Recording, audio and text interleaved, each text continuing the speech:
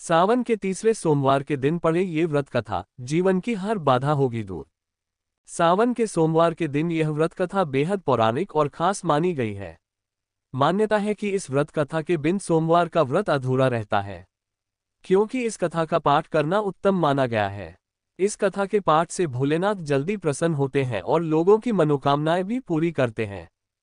सावन के तीसरे सोमवार के दिन सुहागिन महिलाओं तथा कुंवारी कन्याओं के लिए सोमवार का व्रत बहुत ही फलदायी और शुभ माना गया है। मान्यता है कि सावन सोमवार का व्रत और शिव पार्वती के पूजन से सुहागिन महिलाओं को अखंड सौभाग्यवती तथा कुंवारी कन्याओं को मनचाहे वर प्राप्ति का आशीर्वाद मिलता है। वहीं शास्त्रों के अनुसार सावन सोमवार के व्रत में शिव पूजन के साथ ही व्रत कथा पढ़ना बहुत जरूरी माना गया है, अन्यथा व्रत का संपूर्ण फल प्राप्त नहीं होती है। सावन सोमवार व्रत की यह कथा बेहद पौराणिक और खास मानी गई है। सावन का महीना भगवान शिव को बेहद प्रिय है, इसलिए इस महीने में शिवजी की उपासना बेहद फलदायी होती है। शिवजी के भक्त सावन में सोमवार का व्रत सावन सोमवार व्रत रखकर भोलेनाथ की विशेष पूजा अर्चना करते हैं। इसके अलावा इस दिन सावन के सोमवार की कथा का पाठ करना भी उत्तम माना गया है। व्रत कथा। एक बार भोलेनाथ माता पार्वती के साथ धरती पर भ्रमण करने की इच्छा से आए और अति रमणीक नगरी के मंदिर में निवास करने लगे। एक समय माता पार्वती और भगवान भोलेनाथ एक खेल चौसा खेलने लगे। उसी समय मंदिर का पुजारी ब्राह्मण मंदिर में पूजा करने आया। माता पार्वती ने पुजारी से प्रश्न किया, पुजारी जी बताओ, इस बाजी में हम दोनों में से कौन जीतेगा? ब्राह्मण बिना विचारे जल्दी से बोल उठा कि महादेव की जीत होगी। थोड़ी देर में बाजी समाप्त हो गई और माता पार्वती जीत गई। माता पार्वती को बहुत गुस्सा आया और ब्राह्मण को झूठ बोलने के अपराध के कारण ब्राह्मण को कोढ़ी होने का शाप दे दिया। पुजारी को कष्ट भोगते हुए जब बहुत दिन गुजर गए, तब एक दिन देवलोक की अप्सराएं शिवजी की पूजा करने के लिए उस मंदिर में पधारी। पुजारी के कोढ़ के कष्ट को देखकर उन्हें बड़ी दया आई। उन्होंने उससे रोगी होने का कारण पूछा। पुजारी ने निसंकोच सारी बातें बता दी। वे अप्सराएं बोली, हे पुजारी, अब तुम अधिक दुखी मत होना। सावन सोमवार का व्रत भक्तिभाव से करो। अप्सराओं ने पुजारी को विधि बताते हुए कहा कि सोमवार को भक्तिभाव से व्रत करो। साफ वस्त्र पहनो। संध्या व उपासना के बाद आधा सेर गेहूं का आटा लो और उसके 3 भाग कर लो। घी, गुड़, दीप, नैवेद्य, पुंगीफल, बेलपत्र, जनेऊ जोड़ा, चंदन, अक्षत पुष्पादि से प्रदोषकाल में भगवान शिव की पूजा करो। उसके बाद 3 भागों में से 1 भाग शिवजी को अर्पण करो, बाकी 2 शिवजी का प्रसाद समझकर उपस्थित लोगों में बांट दो और आप भी प्रसाद समझकर खाओ। इस विधि से 16 सोमवार व्रत रखो। 17वें सोमवार को 5 सेर पवित्र गेहूं के आटे की बाटी बनाओ, उसमें घी और गुड़ मिलाकर चूरमा बनाओ। भगवान भोलेनाथ को भोग लगाकर उपस्थित भक्तों में बांट दो। इसके बाद कुटुंब सहित प्रसाद लो तो शिवजी की कृपा से उसकी सभी मनोकामनाएं पूरी हो जाती हैं। ऐसा कहकर अप्सराएं स्वर्ग को चली गईं। ब्राह्मण ने यथाविधि षोडश सोमवार व्रत किया तथा भगवान शिव की कृपा से रोग से मुक्ति पाकर आनंद से रहने लगा। जब कुछ दिन बाद शिवजी और पार्वती जी उस मंदिर में पुनः पधारे। ब्राह्मण को निरोग देखकर पार्वती जी ने ब्राह्मण से रोग से मुक्त होने का उपाय पूछा। ब्राह्मण ने 16 सोमवार व्रत कथा सुनाए।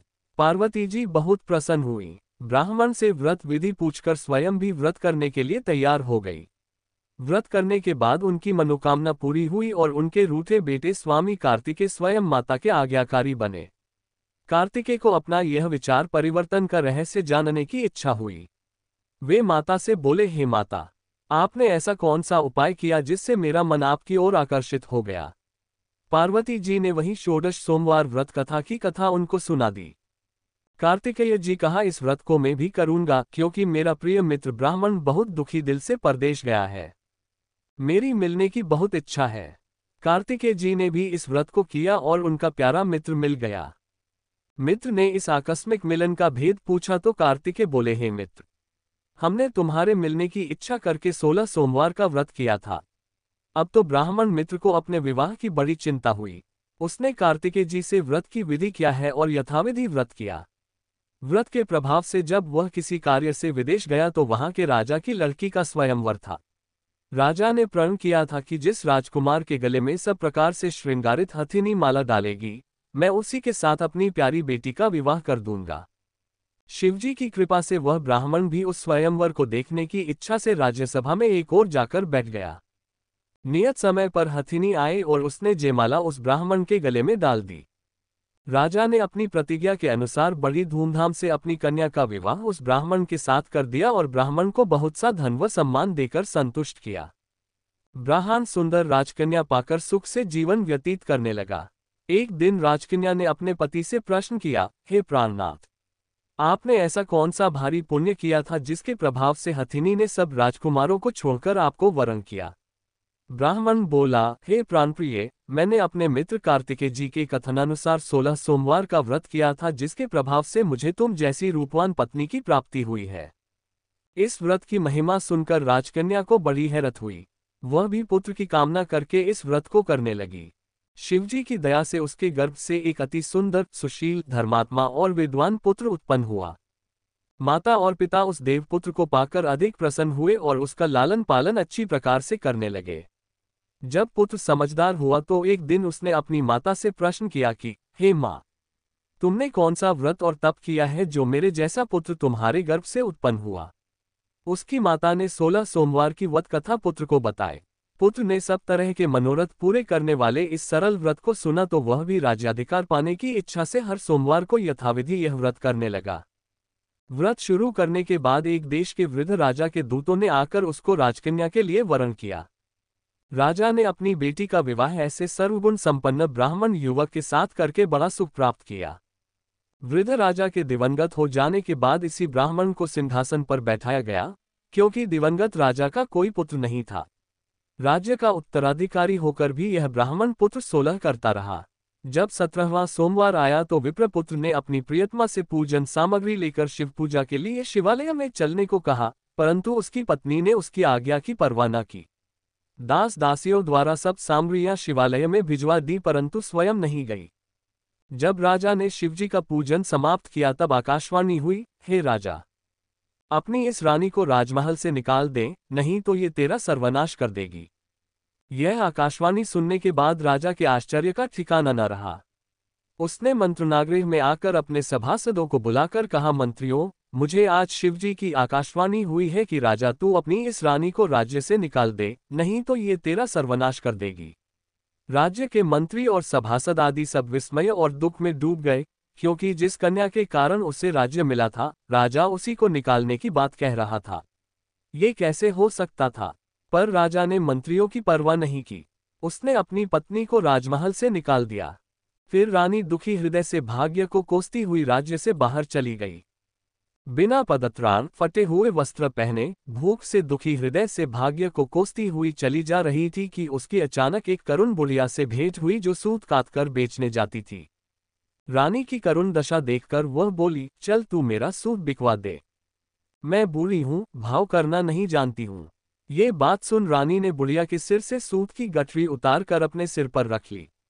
थोड़ी देर के बाद आंधी आ गई और बुढ़िया का सूत पोटली सहित उड़ गया। बेचारी बुढ़िया पछताती रह गई। उसने रानी को अपने से दूर रहने को कहा। इसके बाद रानी एक तेली के घर गई तो शिवजी के प्रकोप के कारण तेली के सभी मटके उसी क्षण चटक गए। तेली ने भी रानी को अपने घर से निकाल दिया। बहुत से दुख उठाती रानी एक नदी के किनारे गई तो नदी का सारा जल सूख गया।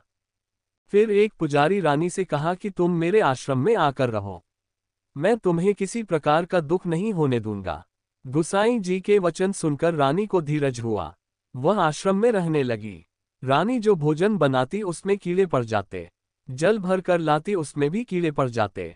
रानी की ये दशा देख गुसाई जी भी बड़े दुखी हुए और रानी से बोले, तुम्हारे ऊपर कौन से देवता का प्रकोप है जिससे तुम्हारी ऐसी हालत हुई है?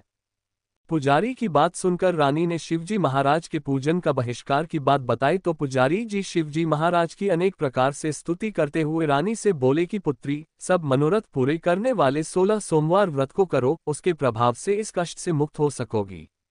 गुसाई जी की बात मानकर रानी ने 16 सोमवार व्रत किए। 17वें सोमवार को विधि विधान सहित पूजन किया।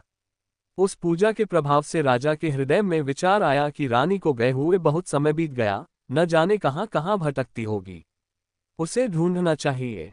चारों दिशाओं में दूत भेजे।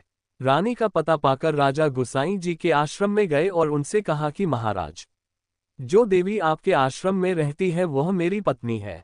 शिवजी के प्रकोप के कारण मैंने उसको त्याग दिया था। अब मैं भोलेनाथ की कृपा से उसे लेने आया हूँ, कृपया मुझे अपनी पत्नी को साथ ले जाने की आज्ञा दें। ये सुनकर गुसाई जी बड़े प्रसन्न हुए। उन्होंने रानी को राजा के साथ जाने की अनुमति दे दी। राजा बड़ी प्रसन्नता से रानी को महल में लेकर आया। सारे राज्य में उत्सव मनाया गया और चारों तरफ प्रसन्नता की लहर दौड़ गई। सारी प्रजा ने अपनी रानी के आने पर खुशियां मनाए। राजा और रानी फिर नियमपूर्वक 16 सोमवार के व्रत का पालन करते हुए बहुत समय तक आनंदपूर्वक भूलोक पर निवास करते रहे। अंत समय में दोनों को मोक्ष स्वर्ग की प्राप्ति हुई। इस प्रकार जो मनुष्य 16 सोमवार के व्रत को श्रद्धापूर्वक करता है, उसकी सभी मनोकामनाएं भगवान शिव जी की कृपा से पूर्ण होती हैं और उसे मोक्ष की प्राप्त होती है। प्रेम से बोलिए हर महादेव। तो दोस्तों, ये कथा आपको कैसी लगी हमें कमेंट के माध्यम से अवश्य बताएं और हमारे चैनल भक्ति सागर को लाइक सब्सक्राइब अवश्य करें। धन्यवाद।